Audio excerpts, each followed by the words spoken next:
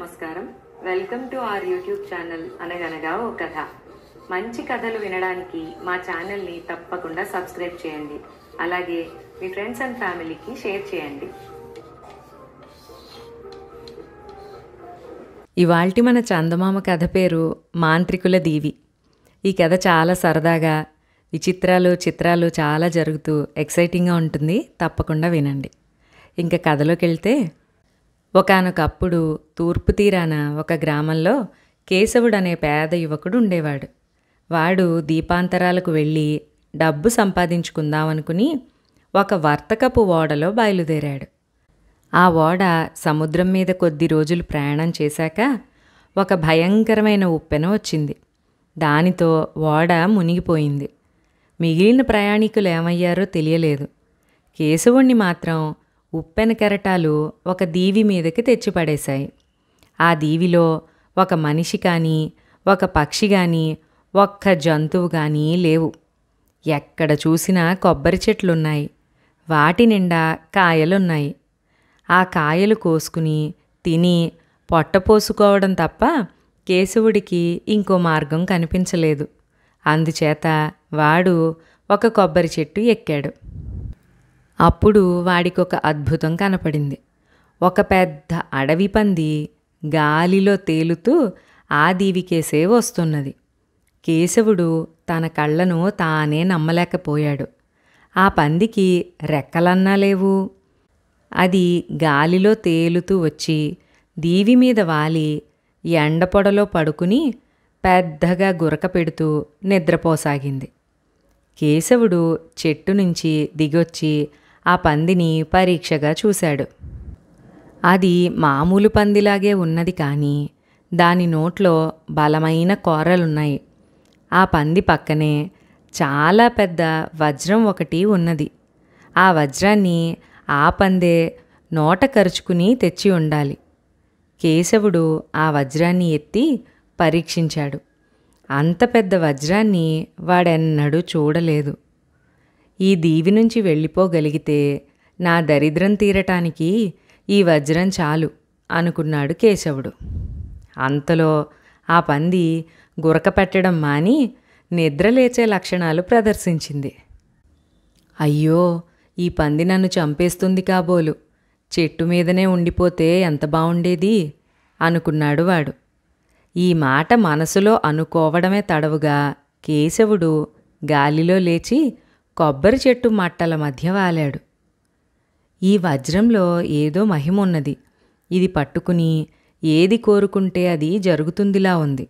దీని మహిమ వల్లనే పంది గాలిలో తేలుతూ వచ్చింది అనుకున్నాడు కేశవుడు. ఈ లోపల పంది లేవనే లేచింది. అది కేశవుడున్న చెట్టు కిందికి వచ్చి తల ఎత్తి చూసింది. కేశవుడి చేతిలోని వజ్రం దానికి కనిపించింది. వెంటనే అది భయంకరంగా గర్జించింది. కేశవుడు ఒక బరువైన కొబ్బరికాయ కోసి బలం కొద్దీ పంది ముట్టె మీద విసిరాడు. ఆ దెబ్బకు పంది మూర్ఛపోయింది. అదే సమయం అనుకుని కేశవుడు వజ్రం సహాయంతో కిందికి దిగివచ్చి పెద్ద రాయితో పంది తల చితక్కొట్టి దాన్ని చంపేశాడు. నిజానికి ఆ పంది ఒక మాంత్రికుడు. వాడికి పంది రూపంలో గాలిలో తిరగడం సరదా. కేశవుడు తనకి తెలియకుండానే ఒక మాంత్రికుణ్ణి చంపేసి వాడి శక్తులకు మూలమైన వజ్రాన్ని తను సంపాదించుకున్నాడు. ఆ దీవిలో ఇంకా ఇతర మాంత్రికులున్నారు. ఆ సంగతి కూడా వాడికి తెలియదు. అయితే కోరినది ఇవ్వగల వజ్రం చేతికి రావటంతో కేశవుడి భయాలన్నీ తీరిపోయాయి. వాడికి ఆ దీవి అంతా తిరిగి చూడాలని అనిపించింది. వాడు కూడా గాలిలో తేలుతూ దీవి లోపలి భాగం కేసి బయలుదేరాడు. దూరాన వాడికి పొగ కనిపించింది. అక్కడ ఎవరో ఉన్నారు, వాళ్ళెవరో చూద్దామని కేశవుడు అటుగా వెళ్ళాడు. అక్కడ ఒక గుడిసె ఉన్నది. దాని ముందు కాళ్ళు లేనివాడొకడు కూర్చుని నిప్పుల్లో మేకపిల్లను కాలుస్తున్నాడు. కేశవుడు ఆ కాళ్ళు లేనివాణ్ణి సమీపించి, అయ్యా, నాకు కాస్త తిండి, రాత్రికి పడుకునేటందుకు చోటు ఇప్పించగలరా అని అడిగాడు.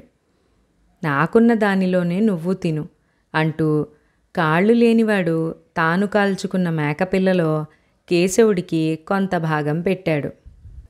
కానీ ఆ మనిషి తనకేసి చూసే చూపులను చూస్తే వాడు తనను కూడా కాల్చుకు తినేవాడిలాగే కనిపించాడు కేశవుడికి.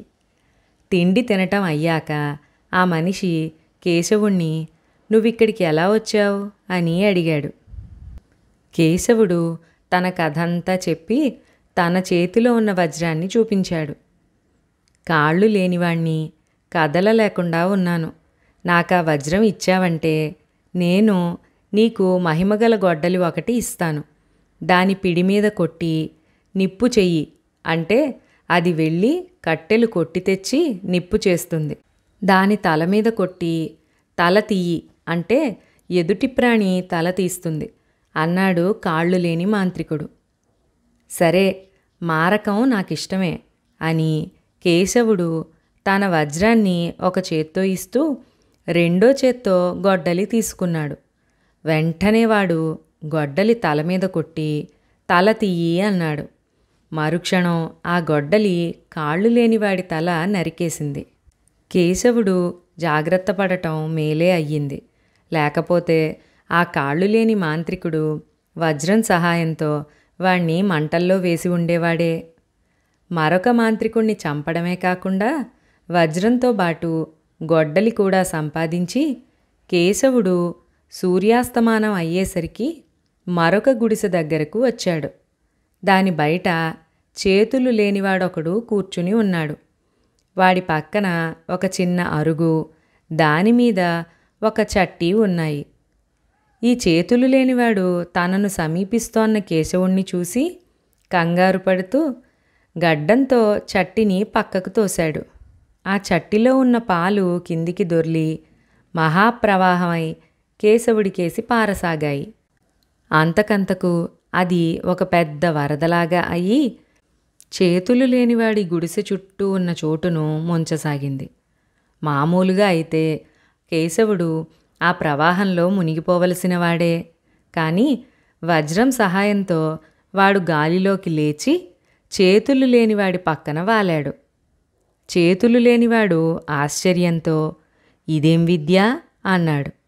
కేశవుడు తన వజ్రం చూపించి ఇది ఉంటే కోరినదల్లా చెయ్యొచ్చు అన్నాడు. నా చట్టి తీసుకుని నాకా వజ్రం ఇయ్యి. ఈ మంత్రపు చట్టి కోరిన ఆహారాన్ని ఇస్తుంది. దీన్ని బోర్లించి దేశాలకు దేశాలే ముంచి పారేయచ్చు అన్నాడు ఆ మాంత్రికుడు.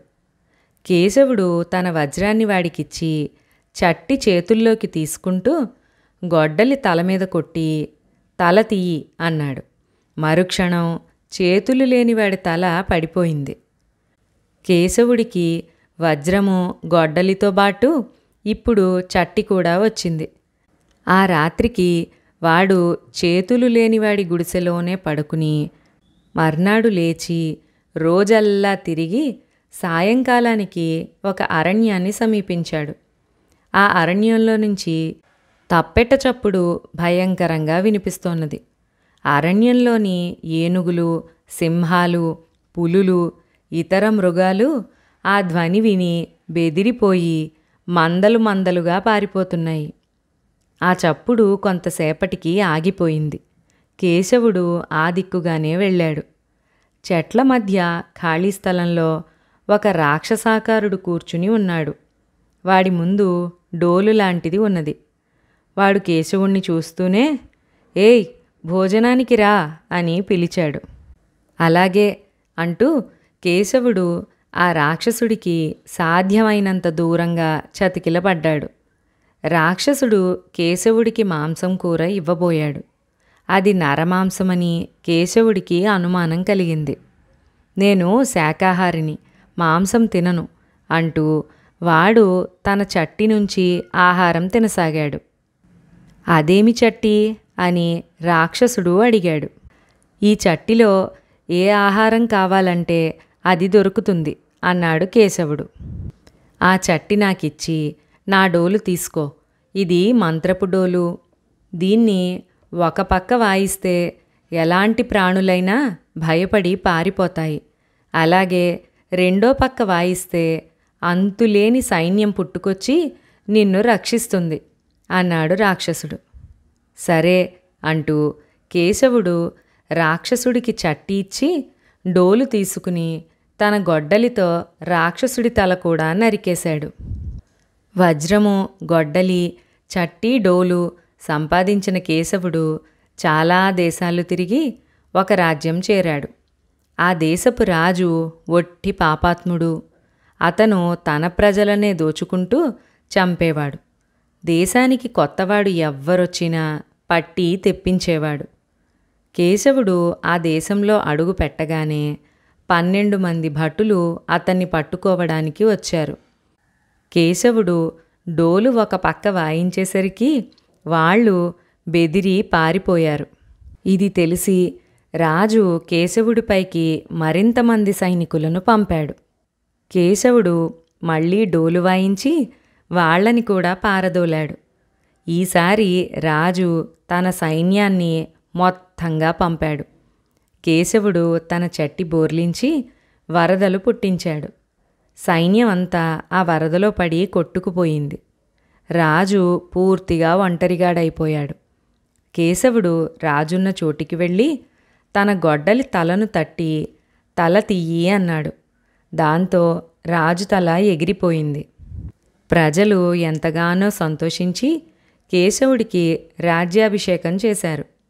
మన దేశానికి సైన్యం లేకుండా పోయింది, ఎలాగా అన్నారు మంత్రులు కేశవుడితో. కేశవుడు డోలు రెండో వైపు కొట్టి అంతులేని సైన్యాన్ని సృష్టించాడు. మంత్రులు ప్రజలు ఎంతగానో సంతోషించారు. అంత సైన్యాన్ని అంత సులభంగా సృష్టించే రాజు తమ దేశానికి ఉండగా శత్రుభయం ఎన్నటికీ ఉండదని వాళ్ళు గ్రహించారు. కేశవుడు కూడా ధర్మబద్ధమైన పాలన చేస్తూ ఎంతో కాలం రాజ్యం పరిపాలించాడు. ఇక్కడితో ఈ కథ సమాప్తం. మరొక మంచి కథలో మళ్ళీ కలుసుకుందాం. అంతవరకు సెలవు.